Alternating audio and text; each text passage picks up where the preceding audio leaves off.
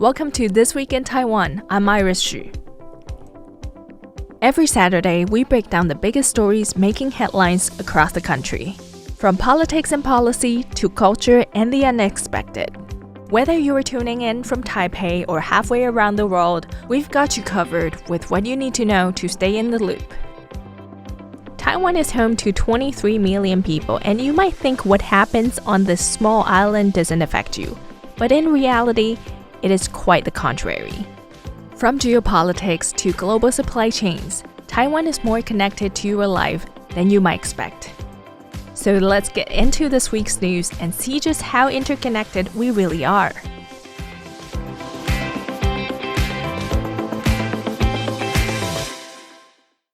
Safeguarding peace in the Taiwan Strait is essential for global security and prosperity, says Taiwan President Lai Ching-te this Sunday. Speaking during visits to temples and community forums in central Taiwan, Lai outlined what he calls three core missions as president: defending Taiwan against threats from China, protecting the lives and prosperity of its people, and ensuring economic opportunities for the island's 23 million citizens. Lai says that Taiwan had previously put all its eggs in one basket by concentrating overseas investment in China, making it difficult to adapt when situations arise.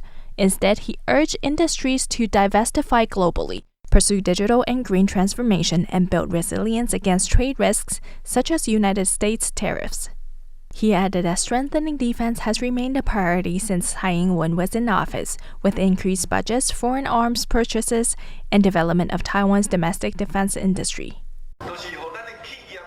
This means that our Taiwan-based businesses and industries can expand globally and market their products worldwide. We must engage with the international community, earn money from around the world, and ensure that our national economic development is not only healthy, but also courageous. Do you agree? Lai also cited Taiwan's strong performance, noting an average 3.2% growth rate during Tsai's two terms, which was the highest among Asia's four tigers. Its second quarter growth of 7.96% this year also outpaced China. The president stressed that Taiwan's security is tied to global interests, pointing to the steady presence of U.S., European, and Indo-Pacific naval vessels in the Taiwan Strait. He said, "Peace and stability in the Taiwan Straits are essential to global security and prosperity." Taiwan will continue deepening cooperation with democratic partners on defense and security, added Lai, saying the international community increasingly recognizes the importance of the island's role in maintaining regional peace.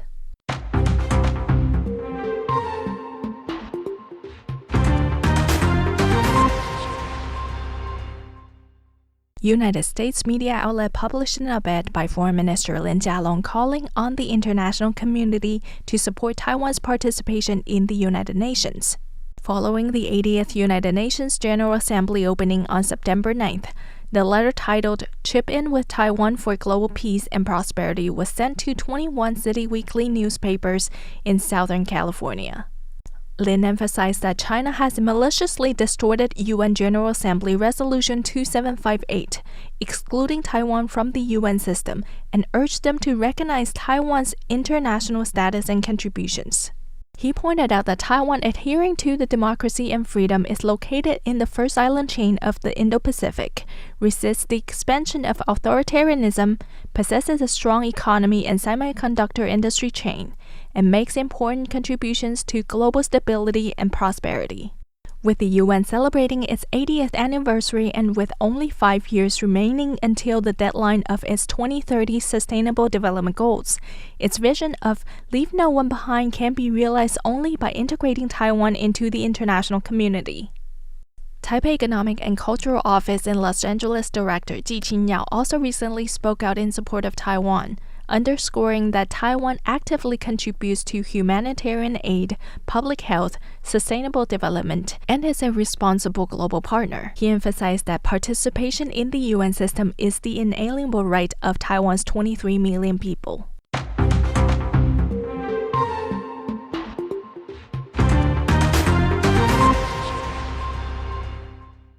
Danish media reported that the Chinese ambassador's disrespectful behavior towards Taiwan's representatives, along with his criticism of Danish media, could negatively affect relations between Denmark and China.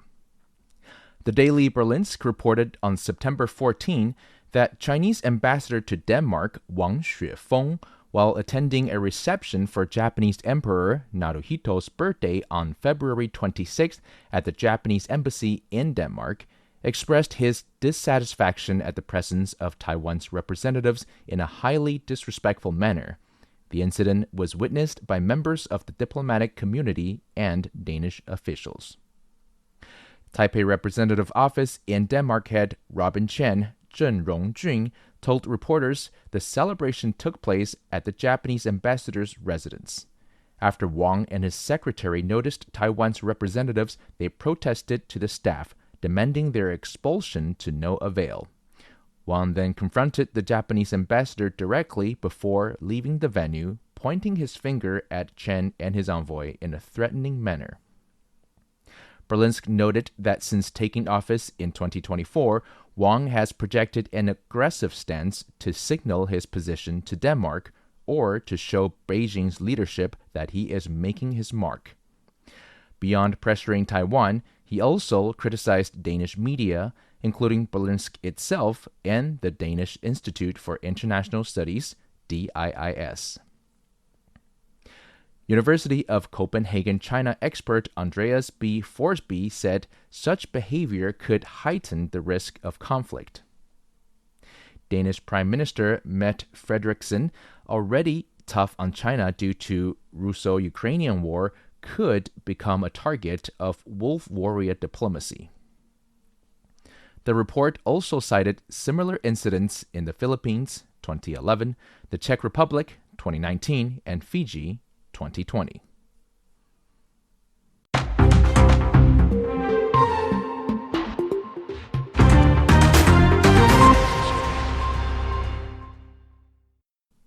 Taiwanese drone makers have not yet been added to the U.S. government's approved supplier list. Experts suggested that local companies should first expand into the European market before seeking entry into the United States. The Global Taiwan Institute in Washington hosted a forum on Monday titled Taiwan's China Free Drone Industry, Successes and Continued Challenges.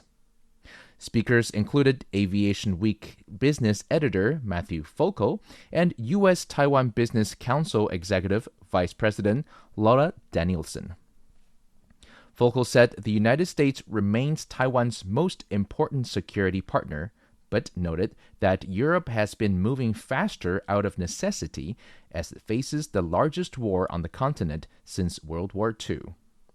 Poland, serving as a vital logistics hub in the Russo-Ukrainian war, has become Taiwan's largest export market for drones. In July, Poland allocated approximately $53 million of its defense budget to unmanned aerial systems, UAS. Germany and the Czech Republic are also boosting defense spending, creating new opportunities for Taiwanese suppliers. Danielson, on the other hand, said the complexity of U.S. export control laws poses a major challenge for U.S.-Taiwan cooperation in drones. She agreed that building scale in Europe could make entry into the U.S. market easier once Taiwanese firms are established. She also highlighted internal hurdles, including talent shortages, the risk of Chinese sanctions, and Taiwan's limited airspaces for testing. She urged the government to provide targeted support to help the industry overcome these challenges.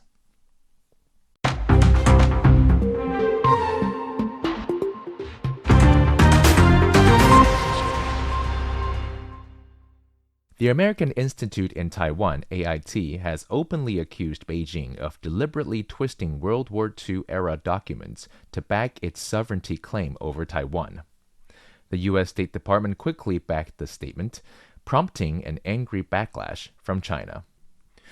This year marks the 80th anniversary to the end of the war, and Beijing has seized on the occasion to argue that wartime declarations require Japan to return Taiwan to China. AIT dismissed that view, saying none of the documents determined Taiwan's final political status. An AIT spokesperson said China continues to misinterpret the Cairo Declaration, the Potsdam Proclamation, and the San Francisco Peace Treaty to create a legal pretext for pressuring Taiwan. The State Department echoed that position, describing AIT's remarks as accurate.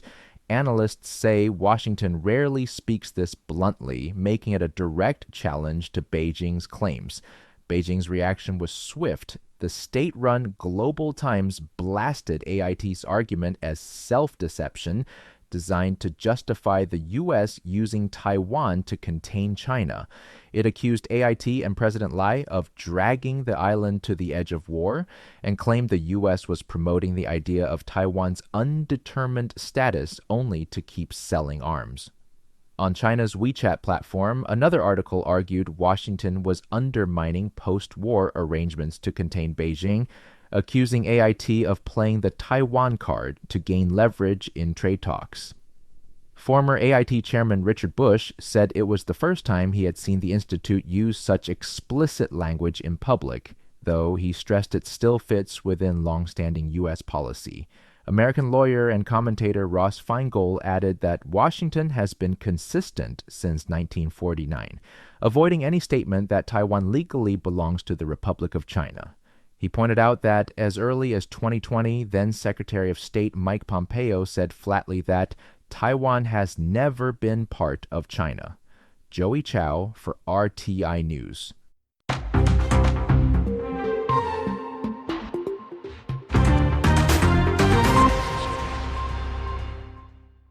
The National Chung-Shan Institute of Science and Technology on Thursday signed a cooperation agreement with U.S. defense firm Northrop Grumman to better integrate Taiwan's air defense weapons.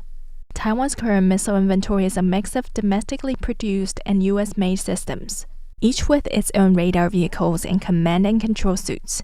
Under the new MOU, the Chung-Shan Institute and Northrop Grumman will jointly develop an integrated battle command system to connect both existing and future assets. Built on an open and scalable network architecture, the system will link all signals to provide real-time, accurate, and comprehensive battlefield intelligence and command capabilities. And that is it for This Week in Taiwan. My name is Iris Xu. If you want to know more about what's going on in Taiwan, go to our website rti.org.tw/en. Until next time.